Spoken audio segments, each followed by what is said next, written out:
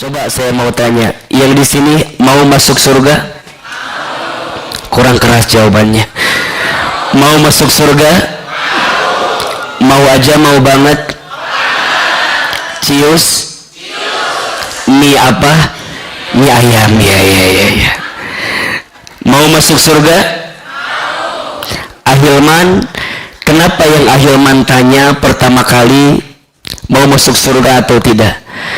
Karena di antara hadiah yang Allah siapkan untuk orang yang datang ke majelis ilmu, di antara hadiah yang langsung Allah siapkan adalah kemudahan untuknya masuk ke dalam surga. Perhatikan hadis berikut ini. Rasulullah Shallallahu Alaihi Wasallam bersabda, "Man salaka tariqan yaltamisu fihi ilman, sahalallahu lahu bihi tariqan ilal jannah." Terjemahkan jangan. Halo, terjemahkan jangan. Kok kayak ngerti gitu loh. Kayaknya udah gitu. Terjemahkan jangan. Terjemahkan. Apa terjemahnya? Man salaka tariqan yaltamisu fihi ilman. Barang siapa yang memudahkan langkah kakinya untuk datang ke majelis ilmu. Perhatikan kalimatnya. Jadi langkahnya dia mudahkan, padahal kondisinya mungkin sulit, kondisinya mungkin susah, kondisinya mungkin terbatas, tapi kemudian dia mudahkan langkah kakinya untuk datang ke majelis ilmu. Saya mau tanya, kira-kira yang di sini sibuk apa enggak? Sibuk apa enggak? Lihat ini wajahnya sama semua. Kelihatan wajah sibuk. Kalau enggak sibuk, sok sibuk kelihatannya ini. Dia sibuk keadaannya, dia sulit keadaannya, dia terbatas keadaannya, tapi dia mudahkan langkahnya untuk datang ke majelis ilmu. Apa kata Nabi? Perhatikan dengan iman. Sahalallahu lahu bihi tariqan ilal jannah. Maka Allah akan mudahkan untuknya jalan menuju surga. Berarti pertanyaannya, kira-kira masuk surga itu mudah apa susah? Coba. Jadi pertanyaannya, masuk surga itu mudah apa susah? Coba, yang jawab mudah angkat tangan. Oke, yang jawab susah? Ini yang tidak menjawab ada masalah apa, Besti? Ya, ini ditanya mudah nggak jauh, susah nggak jauh. Mohon maaf ya. Kenapa kita membutuhkan kemudahan dari Allah untuk masuk surga? Jawabannya, karena jalan menuju surga itu susah, sulit, banyak godaannya, banyak tantangannya. Maka kita membutuhkan pertolongan dari Allah yang bisa memudahkan urusan kita. Betul apa betul? Dan itu tujuan kita. Kenapa Ahilman? Mohon maaf ya, manusia itu setidaknya dalam hidup akan mengalami 12 tahapan kehidupan. Berapa? 12. 1, alam ruh. 2, alam rahim. 3, alam dunia. 4, alam kubur. 5, alam kiamat. 6, alam dibangkitkan. 7, alam dikumpulkan. 8, alam ditimbangkan. 9, alam dihitungkan. 10, alam diberikan syafaat pertolongan. 11, alam diperjalankan di sebuah jembatan. 12, alam ditentukan akhiratnya, surga atau nerakanya. Ada berapa? Ada yang bisa mengulangi? Yang bisa saya kasih hadiah umroh gratis. Brosurnya saja. Coba kita ulangi. 1, alam apa? Alam roh. Sudah kita lewati? Sudah. Yang kedua, alam apa? Alam rahim. Sudah kita lewati? 3, alam apa? Alam dunia. Sedang kita jalani. Betul apa betul? kenapa alam yang ketiga itu disebut dengan dunia? Dunia itu diambil dari fi'il madi dana, artinya dua, satu singkat, dua sementara. Jadi apa yang ada di dunia ini semuanya sementara. Nanti akan ketemu fase namanya mati. Dan izin jangan tersinggung, Ahilman lihat ini wajahnya sama semua, ini wajah camat semua. Apa itu camat? Apa itu camat? Jangan tersinggung ya, karena kita semua pasti akan mati. Orang kaya, orang miskin, raja-raja, rakyat biasa, yang di luar, yang paling belakang, yang di atas. Ustadz Hilman agak keras barusan matinya tuh ya kan. Jadi dunia akan selesai, ketemu dengan mati, ketemu alam kubur. Maka mohon maaf, dunia bukan tempat tinggal kita, tapi dunia tempat meninggal kita. Catat status hari Jumat itu. Dunia bukan tempat tinggal kita, tapi dunia tempat meninggal kita. Setelah dunia ketemu alam kubur. Setelah alam kubur nanti kita dihancurkan, namanya alam kiamat. Setelah dihancurkan kita dibangkitkan, namanya yaumul ba'ats. Setelah dibangkitkan dikumpulkan, namanya yaumul mahsyar. Setelah dikumpulkan ditimbang, namanya yaumul mizan. Setelah ditimbang dihitung, namanya yaumul hisab. Setelah dihitung nanti diberikan syafaat, namanya yaumus syafaat. Setelah itu diperjalankan di sebuah jembatan, namanya yaumus sirat. Sampai nanti yang terakhir yaumul akhirah. Hanya dua tempatnya, surga dan neraka. Kira-kira yang hadir di sini mau masuk surga apa masuk neraka? Dan ayah bunda, teman-teman sayang, kalau malam ini kenapa kita diberikan kemudahan oleh Allah untuk datang ke majelis ilmu? Catat baik-baik, Allah inginkan kita mendapatkan kemudahan untuk masuk surganya Allah subhanahu wa ta'ala. Gak sampai di situ hadisnya, lanjutkan, wa majtama'a, dan adapun yang berkumpul. Jadi dia melangkah, kemudian dia berkumpul, sampai kemudian kaum, satu kaum, dia bertemu dengan sahabatnya, dia bertemu dengan saudaranya. Di mana dia berkumpul? Fi baitin min buyutillah. Dia bertemu, berkumpul di antara rumah-rumahnya Allah. Apa yang mereka lakukan? Yatluna kitab Allah wa yatadarasunahu bainahum. Mereka mengkaji kitab Allah dan mereka mempelajarinya. Ngaji mereka. Ada gurunya, ada yang dibahasnya, ada muridnya, ada yang kemudian dikembangkan dalam pembelajarannya. Mereka hadir di situ. Apa kata Nabi? Setidaknya Allah akan berikan 4 hal yang langsung Allah siapkan untuk mereka di dunia. Kan kalau surga nanti di sana. Ini ada konteksnya pahala dunia. Ada 4 kata Nabi. 1, perhatikan. Nazalat alaihimus sakinah. Allah akan turunkan ketenangan dalam hatinya. Makanya kalau kita sedang punya masalah, sedang punya persoalan, tempat healing terbaik itu di mana? Majlis ilmu. Kan Ahilman juga lihat ini wajahnya hampir sama ya. Selain wajah camat, ini wajahnya banyak masalah kelihatannya ya. Jangan tersinggung ya. Karena ciri orang hidup itu pasti punya masalah. Kalau nggak mau punya masalah jangan hidup, alias gitu ya. Jadi orang yang punya masalah ditenangkan hatinya. Karena yang paling penting, catat ini, dari masalah itu yang paling penting bukan solusi, tapi yang paling penting dari masalah apa? Diberikan hikmah di balik masalah itu. Itu yang paling penting. Nah, hikmah itu hanya akan bisa didapatkan oleh siapa? Orang yang hatinya tenang. Maka mohon maaf, orang beriman bukan tak punya masalah. Orang beriman bukan gak ada masalah.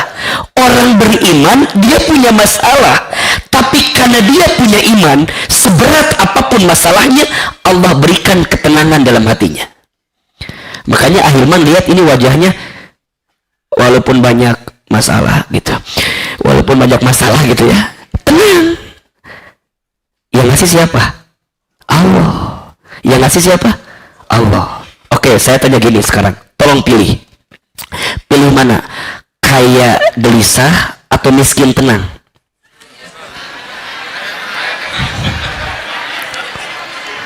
Coba. Kaya gelisah atau miskin tenang? Kaya tenang. Oke. Khusus ibu-ibu, tolong jawab.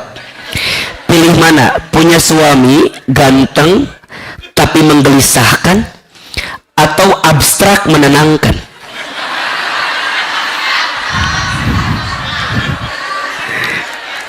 Pilih yang mana? Ganteng menenangkan. Oke. Sekarang saya tanya, ada nggak orang kaya gelisah? Ada? Orang kaya gelisah ada? Orang miskin gelisah? Itu lebih banyak itu kayaknya tuh.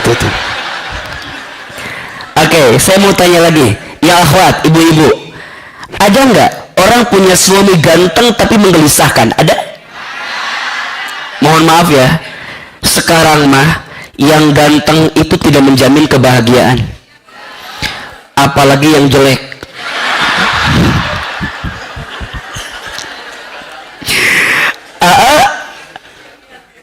Maksudnya seperti apa? Mohon maaf, ternyata kalau ada dua pilihan antara kaya tenang, mana yang paling penting? Bukan kayanya, tapi apa? Tenangnya. Betul?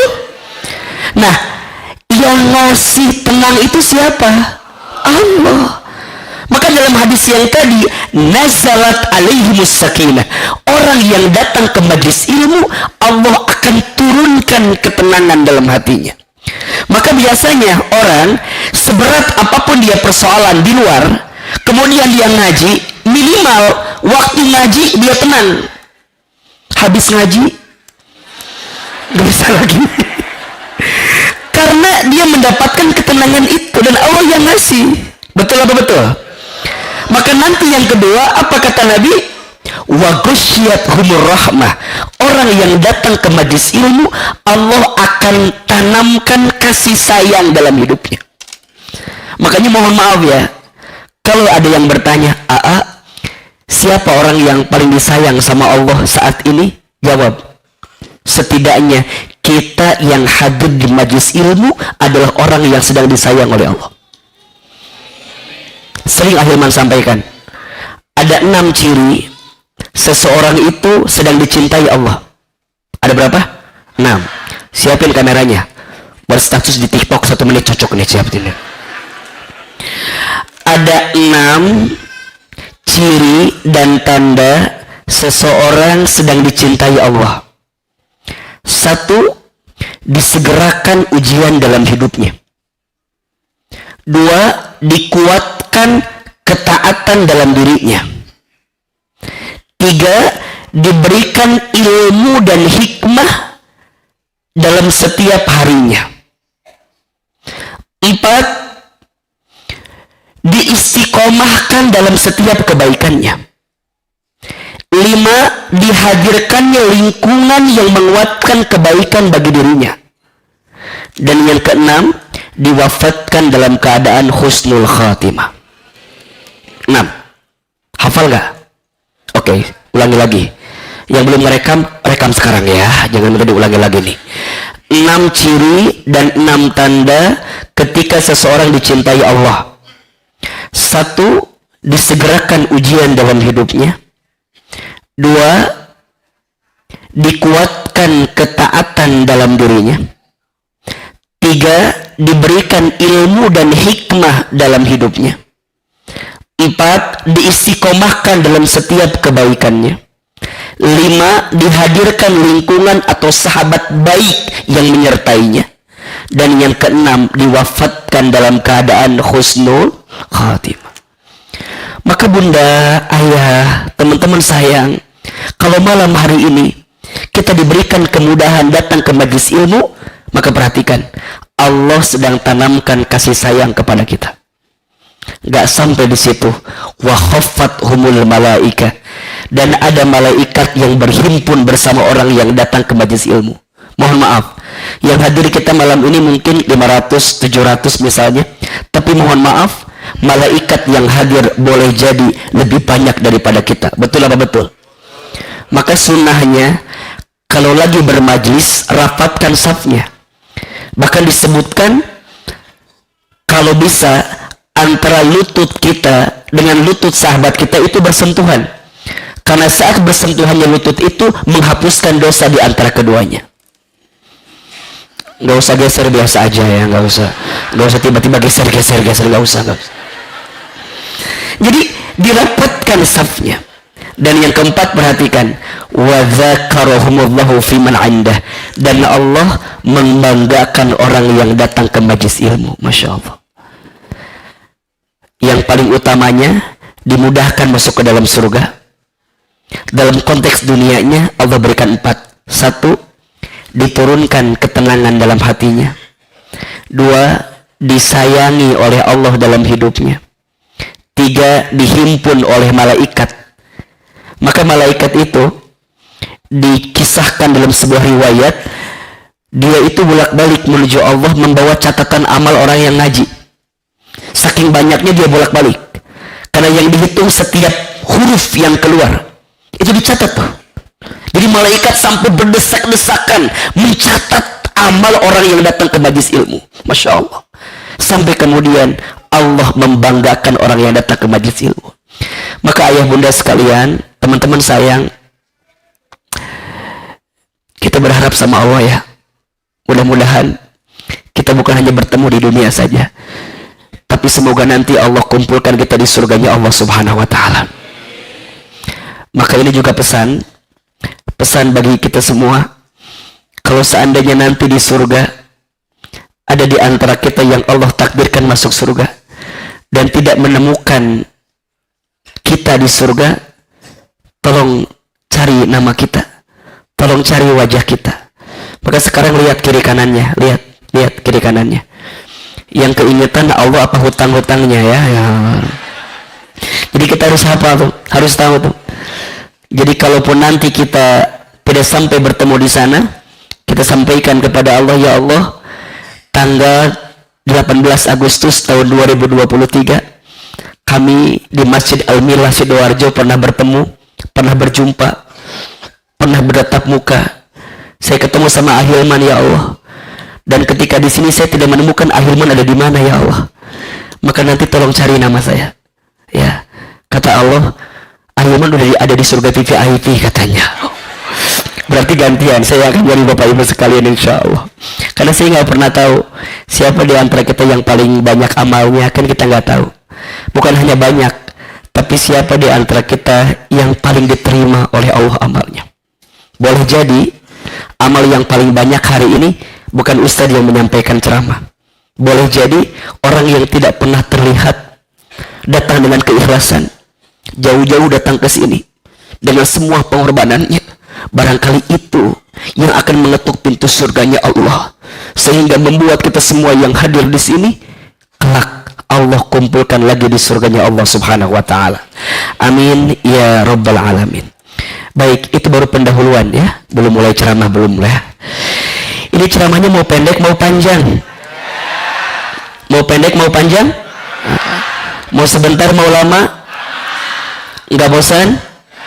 Enggak capek? Yang capek siapa? Ustaz ya. Masya Allah, tabarakallah. Saya senang sekali Pak Is akhirnya hari ini bisa hadir lagi di sini. Sebenarnya Ahilman ada jadwalnya besok pagi di Pasuruan. Besok pagi saya menyampaikan nasihat pernikahan di Pasuruan. Kemudian kita inisiatif berangkatnya hari Jumat, karena besok khawatirnya tidak terkejar. Kalau berangkat pesawat pagi pun khawatir nggak kekejar ke Pasuruan. Akhirnya saya berangkat hari Jumat, tadi baru sampai jam 4 sore. Daripada diam di hotel, saya kira kemana lagi ya gitu ya. Daripada diam di hotel, akhirnya dengan izin Allah Allah berikan kesempatan untuk ketemu lagi dengan Bapak Ibu di Masjid Al-Milah Sidoarjo, dan alhamdulillah sudah ketemu. Oleh karena itu cukup sekian dan terima kasih ya. Kan sudah ketemu kan niatnya mau ketemu, mau silaturahim. Alhamdulillah senang, bahagia, dan jujur ya, ini testimoni saya pribadi. Saya tuh waktu pertama datang ke sini sudah terpikat pada pandangan pertama gitu. Jadi dengan Masjid Al-Milah itu kayaknya deket gitu, kayaknya enak gitu, dan Masya Allah seperti ini yang saya rasakan. Ada nikmat yang rasanya gak bisa saya ungkapkan dengan kata-kata gitu. Makanya kalau pas lagi ke Surabaya, ke Jawa Timur, dan waktunya ada, pengen terus mampir ke Masjid Al-Milah. Boleh apa boleh? Jadi mohon nanti kalau saya sering kesini boleh? Nggak bosen? Nggak capek? Yang capek siapa? Ustaz, ya. Masya Allah, tabarakallah. Mudah-mudahan setiap kebersamaan kita dicatat sebagai kebersamaan yang diridhoi oleh Allah Subhanahu wa Ta'ala. Maka mohon izin, ada satu doa yang doa ini isinya agar hidup kita diridhoi oleh Allah dan agar kita mendapatkan surganya Allah. Mau kita baca? Boleh kita baca? Boleh ya? Ahilman sekali, jamaah sekali. Boleh? Baik. Angkat kedua telapak tangannya. Bismillahirrahmanirrahim. Allahumma inna nas'aluka ridhaka wal jannah wa na'udzu bika min sakhatika wan nar. Ulangi. Allahumma inna nas'aluka ridhaka wal jannah wa na'udzu bika min sakhatika wan nar. Ya Allah, sesungguhnya kami bermohon kepadamu ridhamu dan surga, dan kami berlindung kepadamu dari siksamu dan api neraka. Itu doa yang boleh kita amalkan agar setiap amal yang kita lakukan itu bisa menjemput ridho dan surganya Allah Subhanahu wa Ta'ala. Karena yang paling penting dalam hidup itu adalah ridhonya Allah, adalah penilaian Allah, adalah rasa cinta yang Allah kasih sama kita. Itu yang paling penting. Maka kalau Allah sudah ridho dengan kita, maka apa yang kita lakukan akan mengantarkan kebaikan untuk kita. Dan itu yang harus ayah bunda, bapak ibu selalu niatkan dalam hati. Yang pengen kita kejar adalah ridhonya Allah. Betul? Karena kalau yang dikejar penilaian manusia, capek. Bapak ibu sekalian, kita tidak akan bisa menyenangkan semua orang. Pasti akan ada saja orang yang tidak suka dengan kita. Betul apa betul? Iya apa iya? Kata Imam Syafi'i rahimahullah, hanya orang bodoh saja yang sibuk mengejar penilaian manusia. Karena setiap orang pasti melihat kita dengan angle yang berbeda-beda. Setuju? Gak usah jauh-jauh.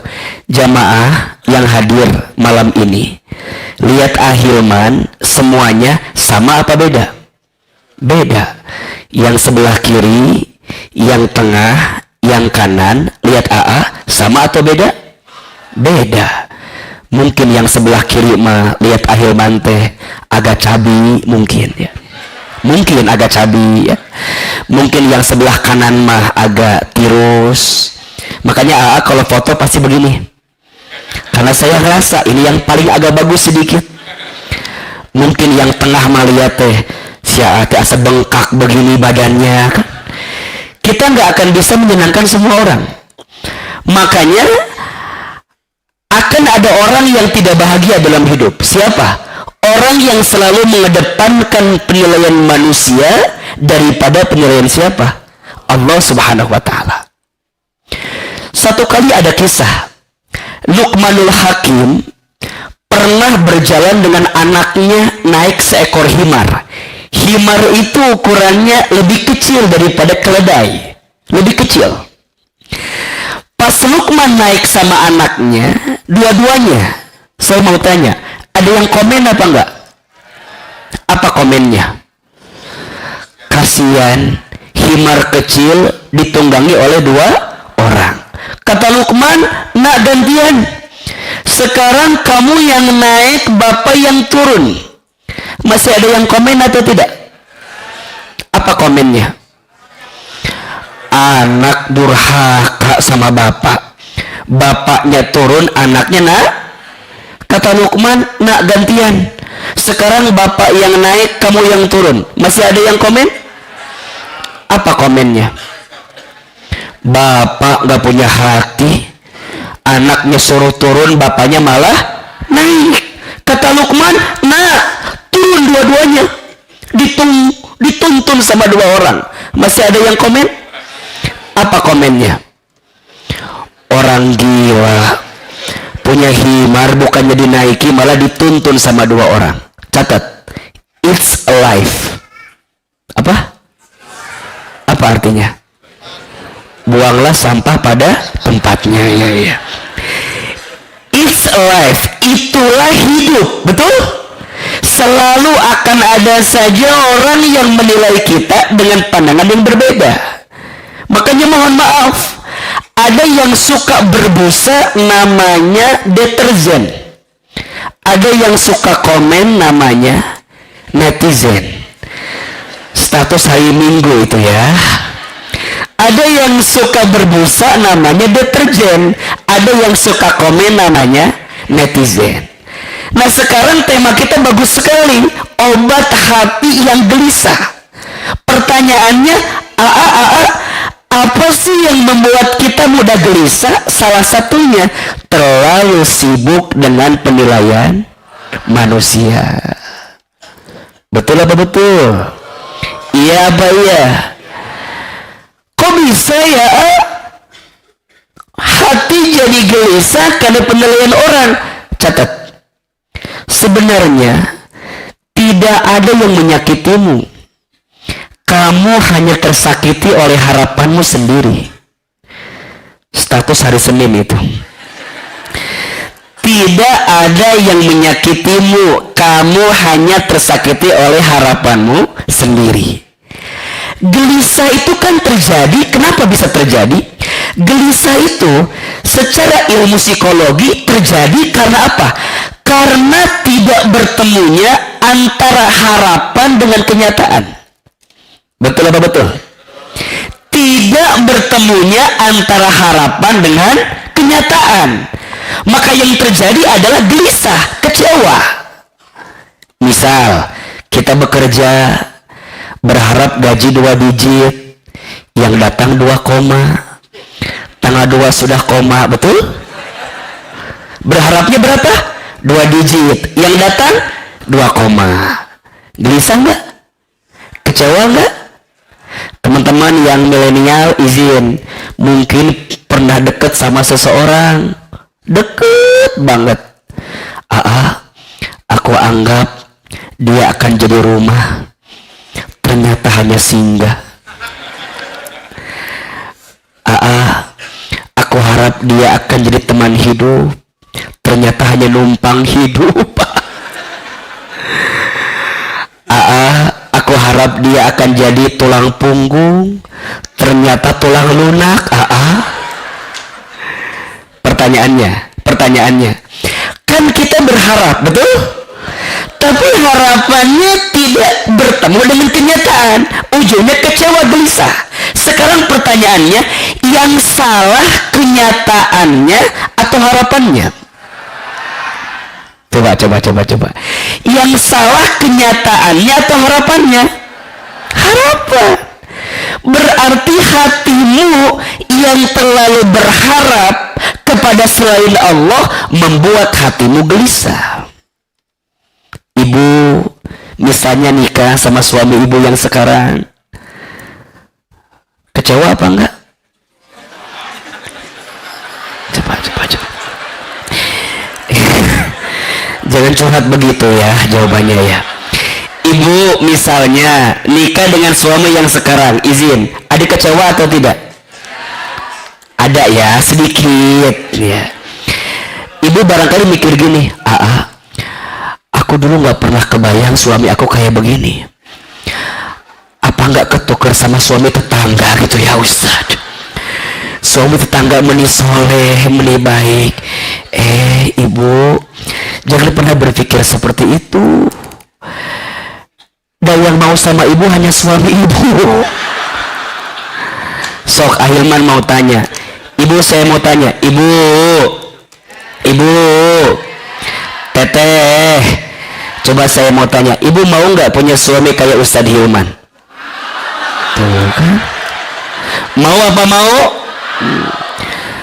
Ini mah udah berharap sama makhluk terus ya.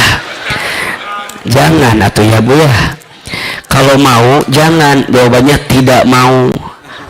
Kenapa tidak mau? Iya, karena Ustadz Hilman udah pasti tidak mau sama ibu ya. Ya iya, tidak age pasti milih-milih kan ya, mau langsung milih nukiwenya pasti milih-milih.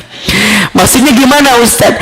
Yang sering membuat kita gelisah bukan keadaan, tapi harapan yang kita bangun dengan keadaan itu. Betul apa betul? Maka mohon maaf.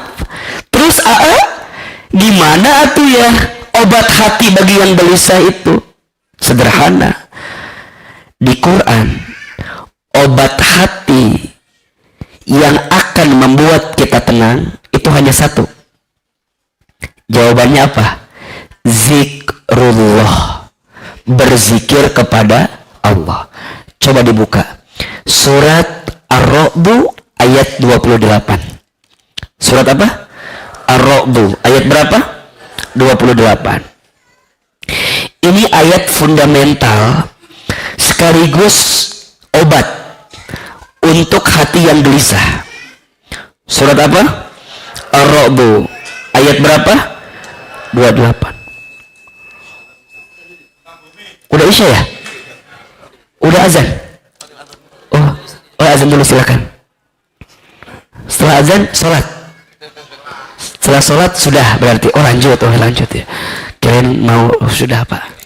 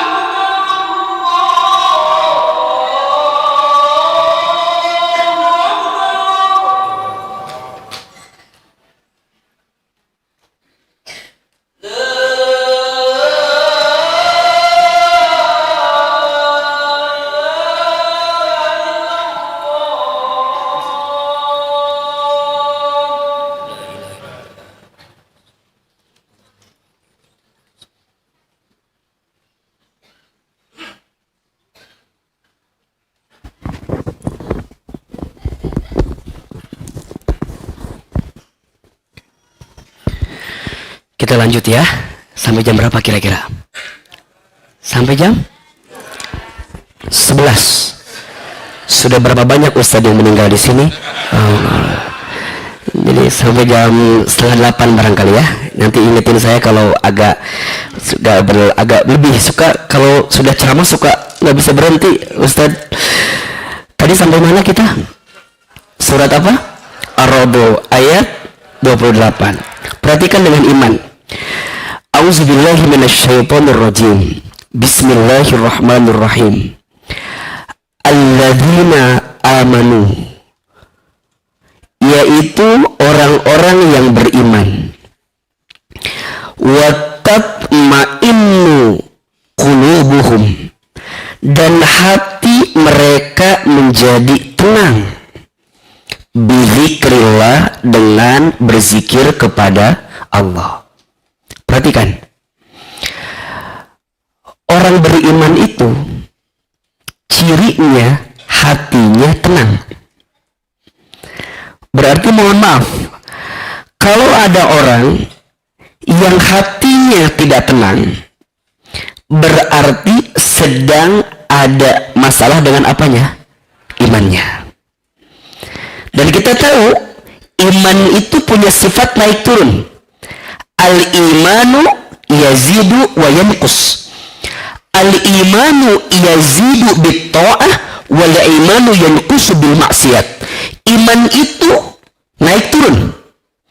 Iman naik dengan ketaatan dan iman naik turun dengan kemaksiatan.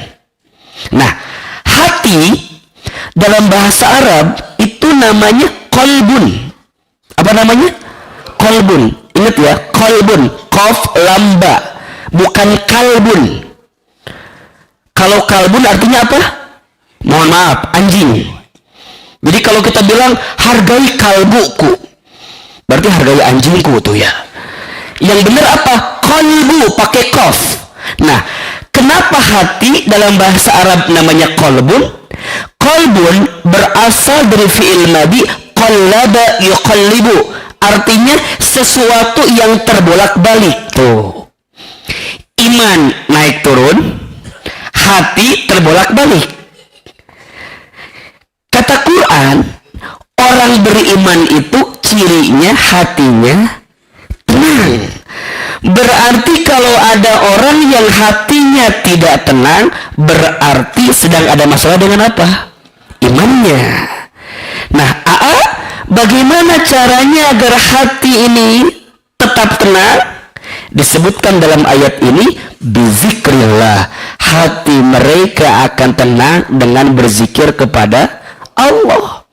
Diingetin lagi, ala bizikrillahi tatma'innul qulub. Ingatlah, hanya dengan berzikir kepada Allah hatimu akan jadi tenang. Jadi mohon maaf, ada orang yang bilang, aku mah tenang kalau punya harta yang banyak. Kira-kira benar apa salah? Kalau ada yang bilang, aku mah tenang kalau punya harta yang banyak, kira-kira benar apa salah? Salah. Mohon maaf, ketenangan enggak didapatkan dari harta yang banyak. Termasuk kemuliaan tak ditunjukkan dengan harta yang banyak.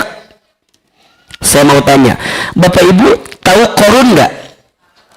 Kenal? Di mana kenalan sama Korun itu? Saya tanya lagi, Korun hartanya dikit apa banyak? Korun miskin apa kaya? Korun itu kunci gemboknya aja harus dipegang minimal 70 orang. Kuncinya aja. Jadi Korun miskin apa kaya? Sampai sekarang kalau ada harta yang belum ketemu namanya harta apa? Tuh. Saking kaya. Pertanyaannya, apakah Korun tenang dengan punya harta banyak? Enggak. Makanya mohon maaf, kalau sekarang ada orang yang berlomba ingin jadi orang kaya, ketinggalan zaman. Korun lebih duluan. Dan ternyata harta tak mengantarkan ketenangan. Ada orang yang bilang, aku mah tenang kalau kalau punya jabatan tinggi, mohon maaf, tahu Fir'aun? Kenal? Gimana kenal sama Fir'aun itu? Fir'aun punya jabatan tidak? Raja, nggak pernah sakit, bahkan ngaku sebagai Tuhan. Apakah Fir'aun tenang dengan jabatan yang tinggi? Tidak. Bahkan ketika lahirnya Musa, Fir'aun deg-degan karena khawatir diambil oleh Musa. Tuh, tidak tenang. Aku mah akan tenang kalau punya pasangan. Nggak usah jauh-jauh. Rumah tangga itu rumit. Kalau sederhana, rumah makan. Status hari Rabu itu tuh. Rumah tangga itu rumit. Kalau sederhana. Sekarang saya mau tanya, yang namanya rumah tangga ada masalah apa tidak? Coba, sebelum menikah sama setelah menikah, lebih banyak sebelum apa setelah masalahnya? Tuh, dengerin curhatan yang sudah menikah tuh. Kan dari zaman dulu memang begitu. Ada yang rumah tangga, suaminya soleh, istrinya tidak soleh. Ada tidak? Rumah tangga siapa? Tuh kan nggak tahu. Rumah tangga Nabi Nuh. Nabi Nuhnya soleh, istrinya tidak soleh. Siapa nama istri Nabi Nuh? Ibu Nuh. Tuh. Jangan pusing jawaban teh atuh. Nabi Nuhnya soleh, istrinya siapa? Ibu Nuh. Ibu Nuhnya tidak soleh. Ada juga Nabi Lut. Nabi Lutnya soleh, istrinya tidak soleh. Siapa nama istri Nabi Lut? Ibu Lut. Bagus. Ada yang kedua, suaminya tidak soleh, istrinya soleh. Ada. Rumah tangga siapa? Fir'aun. Siapa istrinya? Jangan bilang Ibu Aun ya. Istrinya itu Asia. Betul? Ada yang ketiga, suaminya tidak soleh, istrinya tidak soleh. Ada. Rumah tangga siapa? Abu Lahab. Siapa istrinya? Ibu Lahab. Istrinya teh Ummu Jamil. Siapa namanya? Ummu Jamil. Ada yang keempat, suaminya soleh, istrinya soleh. Ada. Siapa? Nabi Muhammad SAW. Sebelumnya Nabi Ibrahim alaihissalam. Betul? Tapi pertanyaannya, apakah itu puncak kebahagiaan? Belum tentu. Maka izin, yang sudah punya pasangan belum tentu tenang. Yang sendiri juga belum tentu tenang. Karena yang namanya tenang bukan karena pasangan, bukan gak ada pasangan. Yang bikin tenang karena kita bersama siapa? Allah. Kalau punya harta tapi tidak menjadikan kita makin dekat ke Allah, hati-hati, istidraj namanya. Kalau punya pasangan tapi tidak menjadikan kita makin dekat ke Allah, hati-hati. Boleh jadi itu yang akan menjadi penyebab kenapa hati kita nggak tenang. Maka kata Allah, ala bizikrillahi tatma'innul qulub. Ingatlah, hanya dengan berzikir kepada Allah hatimu akan tenang. Berarti ini rumus. Kalau ada di antara hadirin sekalian yang sedang gelisah hatinya karena persoalan dunia yang sedang dia jalani, boleh jadi itu adalah alarm dari Allah agar kita segera kembali kepada Allah. Mungkin kita terlalu jauh dari Allah. Mungkin kita lupa sama Allah. Mungkin kita banyak ninggalin Allah. Maka Allah ingetin kita sama sesuatu yang menggelisahkan kita. Betul apa betul? Ada yang diuji sama orang terdekat dalam hidupnya. Ada nggak? Ada kan? Suami diuji sama siapa? Istrinya. Istri diuji sama siapa? Suaminya. Pasangannya soleh, mertuanya yang kurang soleh. Halo? Ada nggak yang begitu? Ada. Bagaimana orangnya? Ada ya, pasangannya baik, mertuanya yang gak baik. Pasangannya baik, mertuanya baik, anak-anaknya yang kurang baik. Ada yang begitu? Pasangannya baik, orang tuanya baik, anak-anaknya baik, adik kakak iparnya yang gak baik. Ada yang begitu? Pasangannya baik, orang tuanya baik, anaknya baik, adik kakak iparnya baik, tetangganya yang gak baik. Semuanya baik, badannya yang dikasih sakit. Semuanya baik, duitnya yang kurang. Maka mohon maaf, tidak ada satupun manusia yang hidup lepas dari masalah, betul? Tapi yang paling penting bukan gak ada masalahnya, tapi yang paling penting seberapa hati bisa tenang ketika menghadapi masalah itu. Dan kata Quran, hatimu akan jadi tenang ketika hatimu berzikir kepada Allah. Apa makna zikir itu? Bagaimana cara kita memaknai zikir itu? Tolong catat ya, zikir itu setidaknya punya 4 makna. Punya berapa?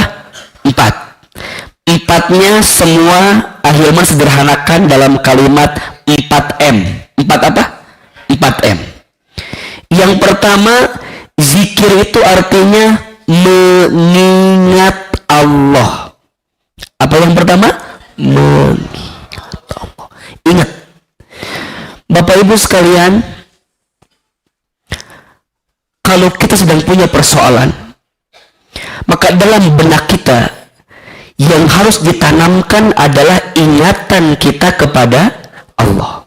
Dan ingat, semua ingatan kita kepada Allah, semua yang baik-baik. Manusia berpotensi nggak baik, tapi Allah selalu akan baik kepada hambanya. Misal, ada teman-teman di sini yang barangkali pernah dekat dengan seseorang, tapi kemudian dia pergi ninggalin kita.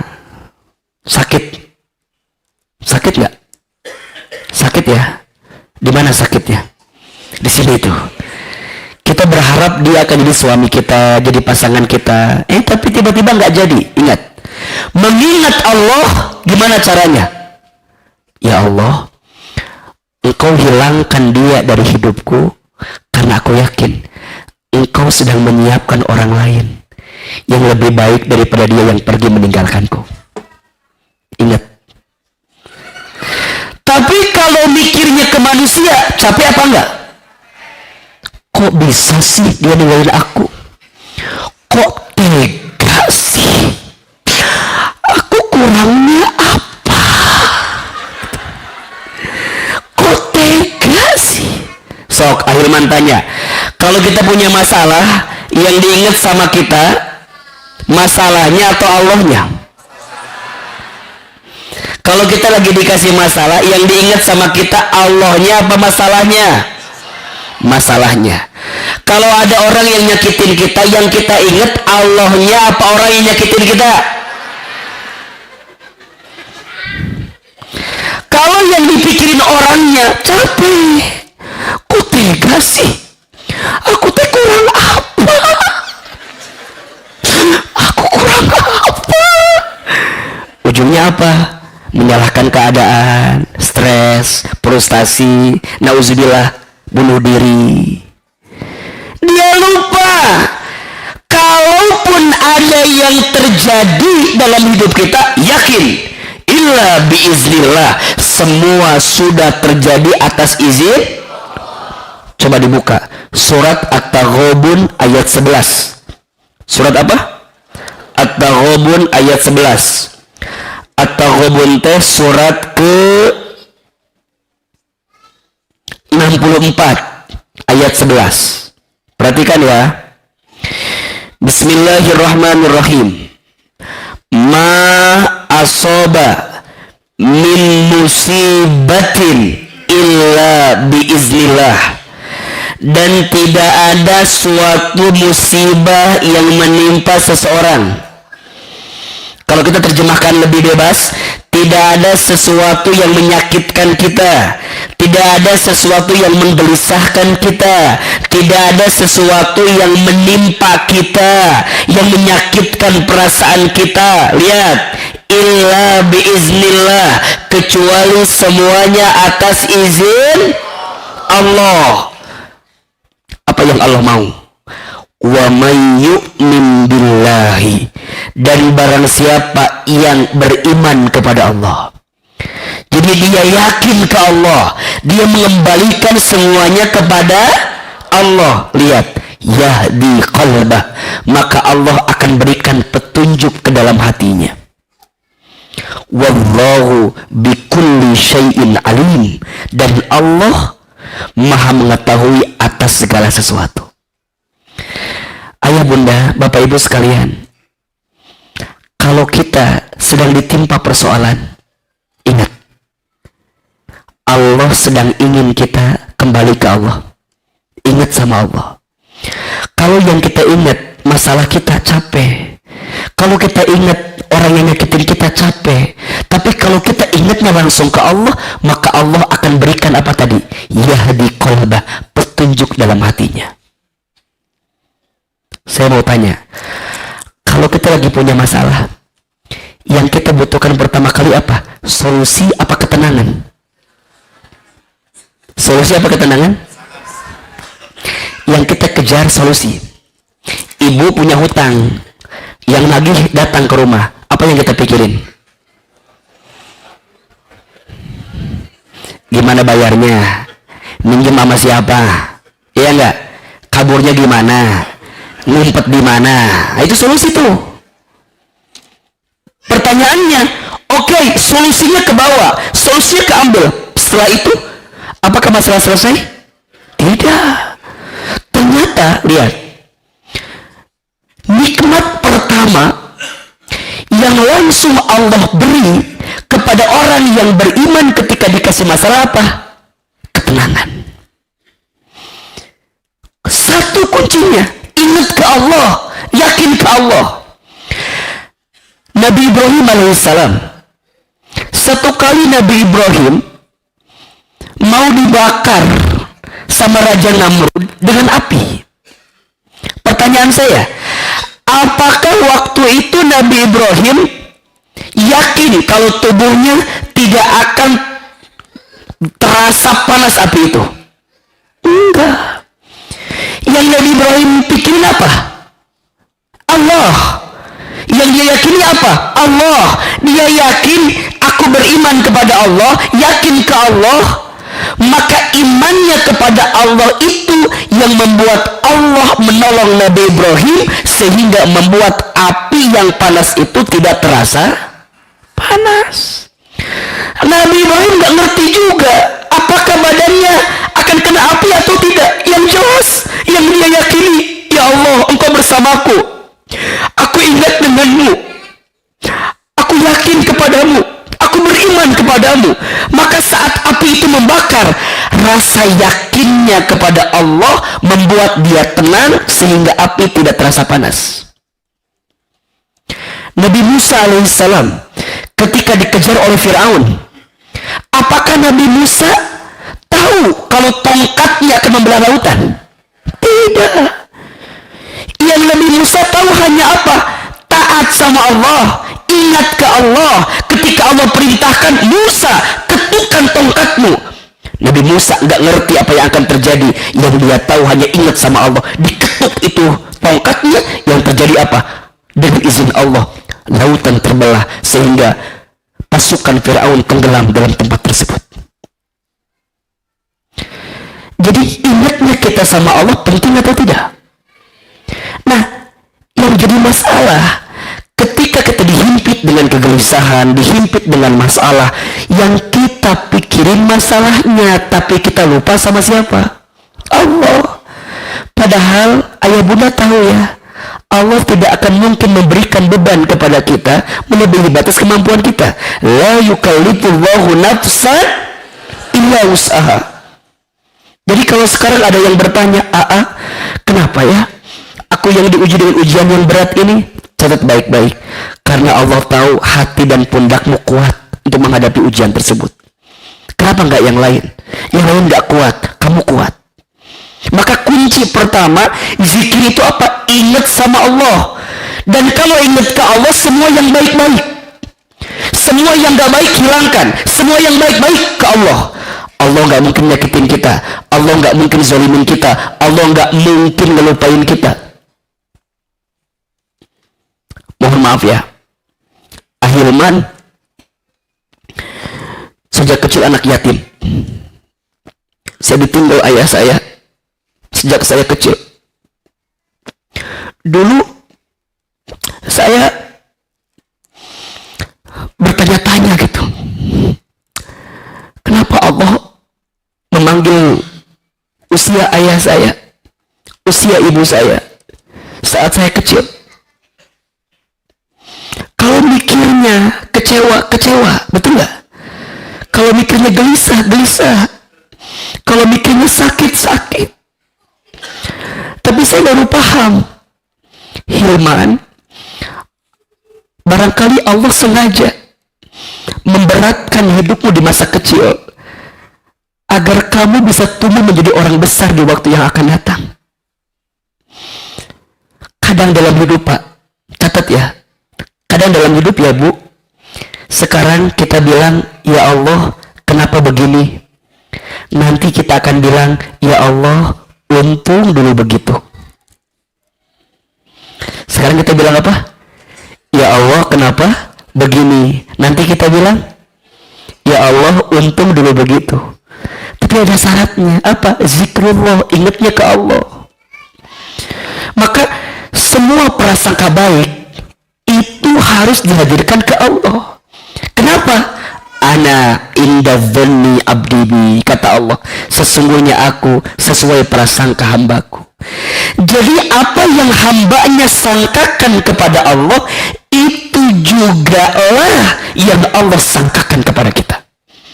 Jadi kalau sekarang kita diuji, dikasih masalah, sedang gelisah, prasangka buruk sama Allah, hati-hati, boleh jadi itu yang mengundang keburukan dalam diri kita. Maka seberat apapun kegelisahan kita, satu, zikrullah. Apa artinya? Mengingat Allah. Yang kedua, M-nya adalah menyebut nama Allah. Tuh, Allah tuh senang kalau namanya disebut sama kita. Allah, Allah, Allah. Maka lisan yang sering berzikir, menyebut nama Allah, maka lisan itu akan dibimbing untuk mengucapkan kalimat-kalimat baik sehingga dia tidak menyalahkan Allah dalam setiap keadaan. Ingat ya, kalau ibu sedang punya masalah, bapak sedang punya persoalan, nangis boleh apa enggak? Nangis boleh enggak? Jawab, nangis boleh enggak? Boleh. Tolong catat ini, ada 3 air mata yang sangat dicintai oleh Allah. Ada berapa? Ada 3 air mata yang sangat dicintai Allah.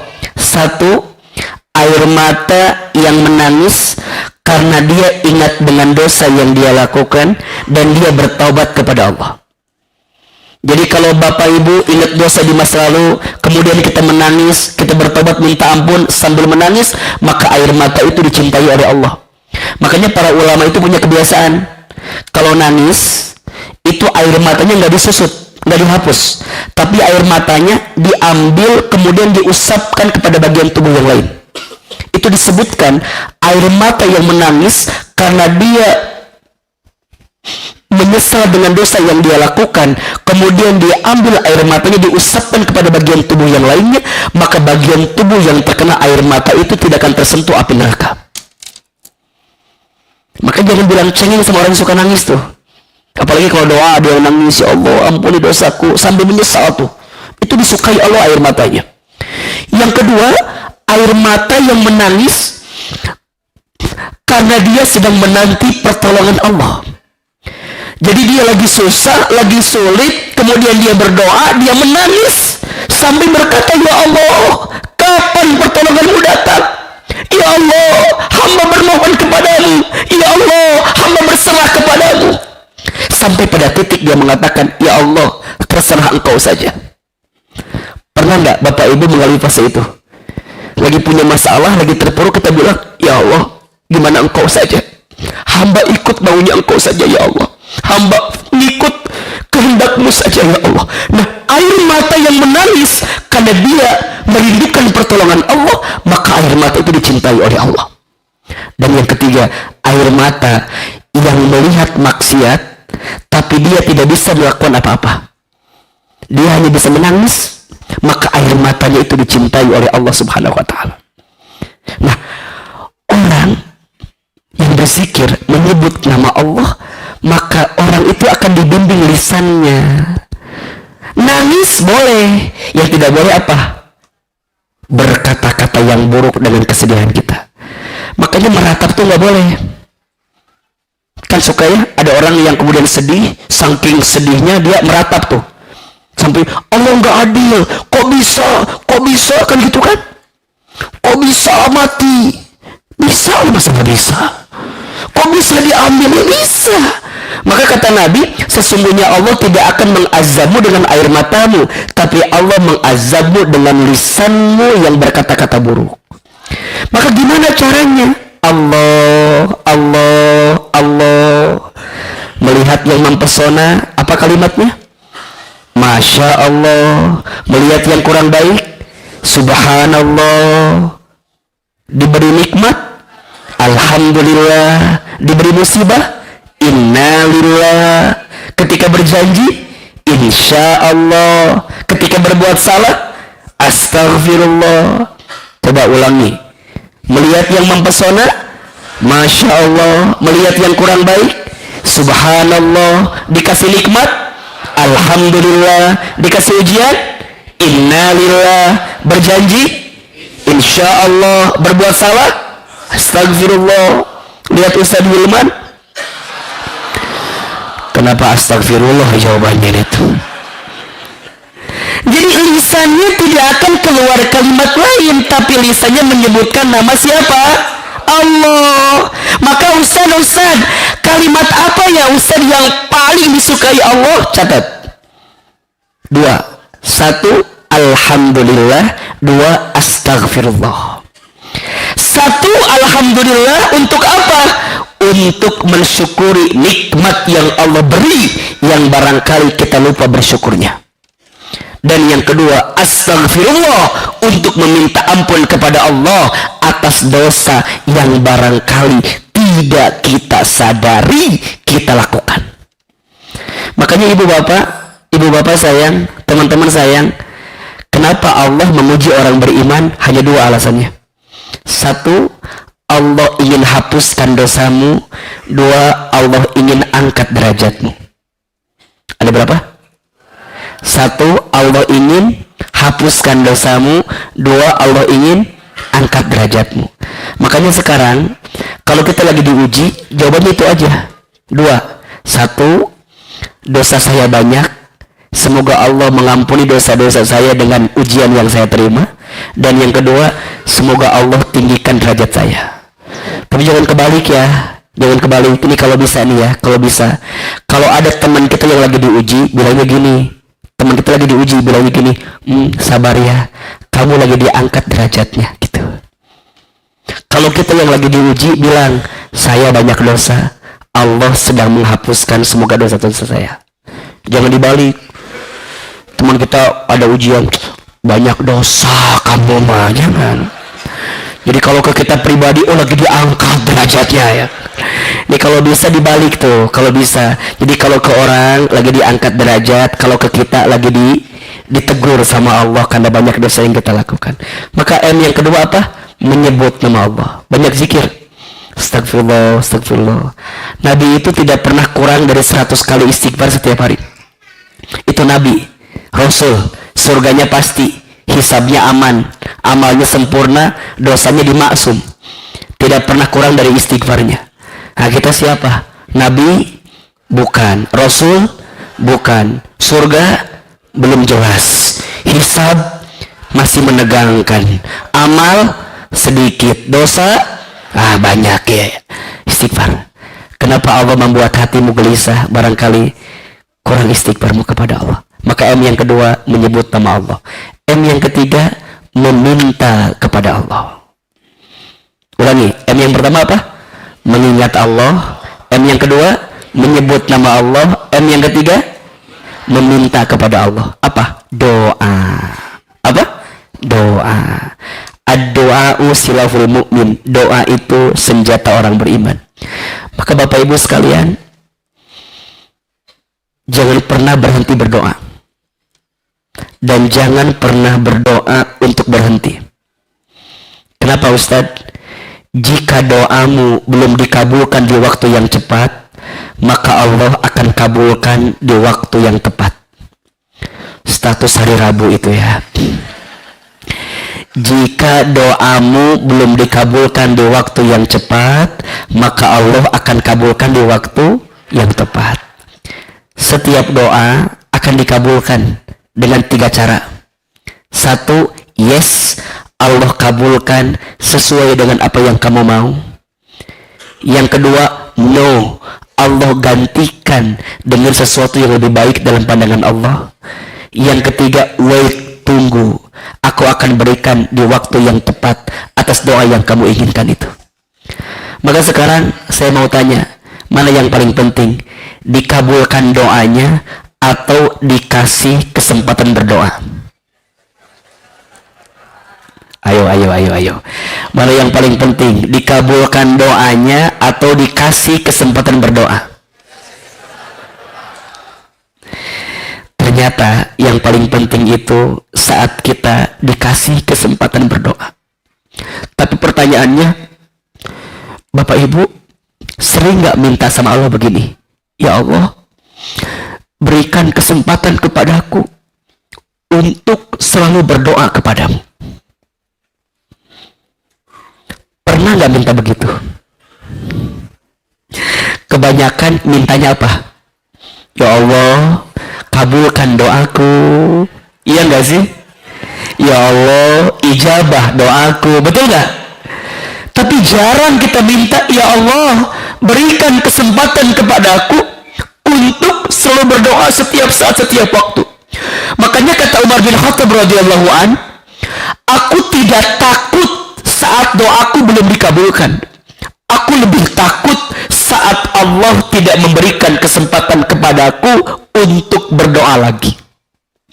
Makanya kadang-kadang Allah menunda permintaan doamu, bukan Allah tidak mengabulkan, hanya Allah ingin kamu terus berdoa kepada Allah. Karena kadang-kadang kita manusia kalau doanya udah dikabulkan, nggak doa lagi. Maka dalam Al-Hikam bagus sekali tuh. Dalam Sarah Al-Hikam disebutkan begini. Orang soleh itu kalau berdoa, apa kata malaikat? Ya Allah, itu orang soleh lagi berdoa, kabulkan doanya. Kata malaikat. Apa kata Allah? Wahai malaikat, biarkan orang soleh itu terus berdoa. Kenapa? Karena aku lebih merindukan suara doanya daripada doa yang dikabulkan untuknya. Masya Allah.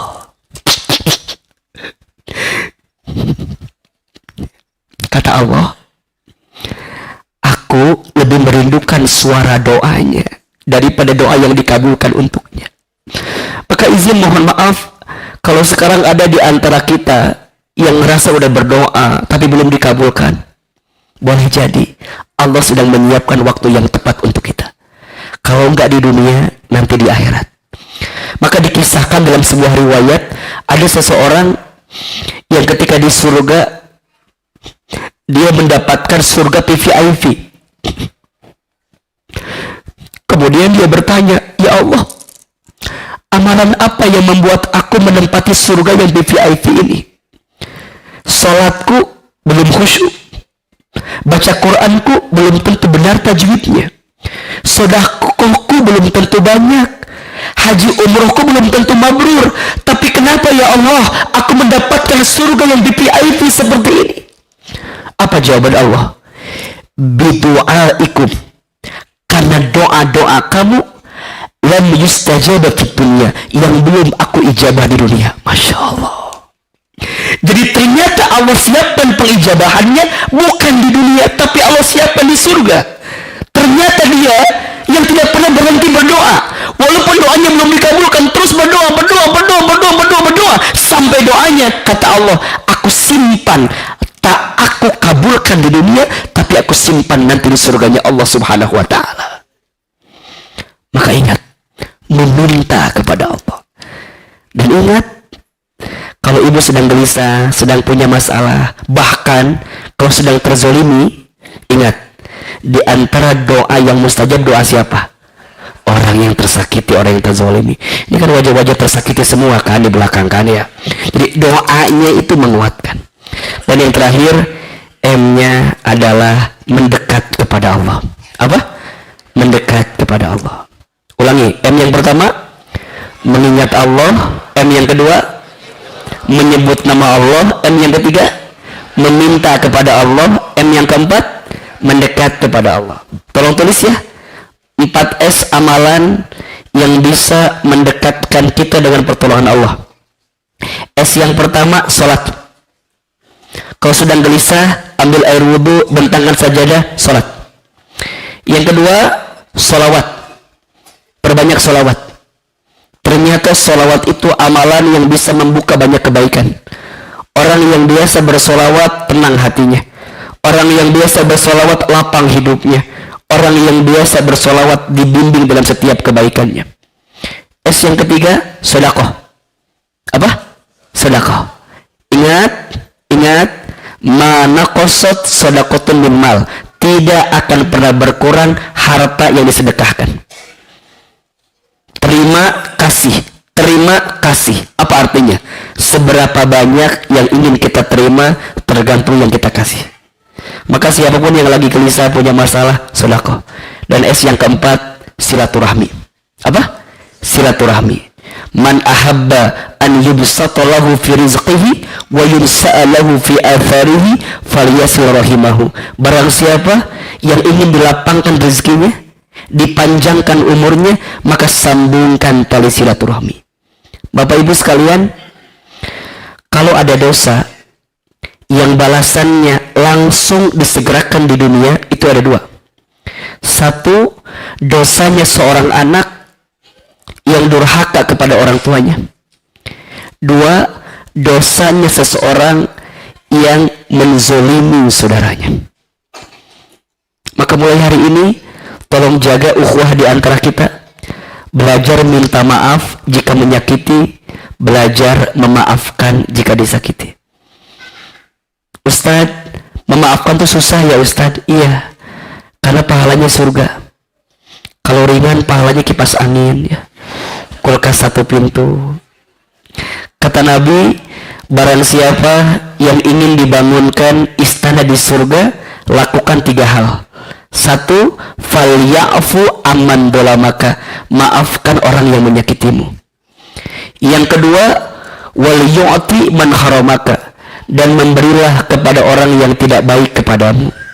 Dan yang ketiga, wal yasil man qata'aka, sambungkanlah silaturahmi kepada orang yang pernah memutuskannya dengan dirimu. Mudah apa susah? Mudah apa susah? Susah, karena pahalanya surga. Kalau ringan, pahalanya apa? Kipas angin ya, kulkas satu pintu. Barangkali itu yang bisa saya sampaikan. 4M zikrullah. M yang pertama apa? Mengingat Allah. M yang kedua, menyebut nama Allah. M yang ketiga, meminta kepada Allah. M yang keempat, mendekat kepada Allah. Ada 4S amalan mendekat. S yang pertama, salat. S yang kedua, salawat. S yang ketiga, sedekah. S yang keempat, silaturahmi. Bismillah, mudah-mudahan kita bisa mengamalkannya, dan semoga Allah menerima semua amal kebaikan kita.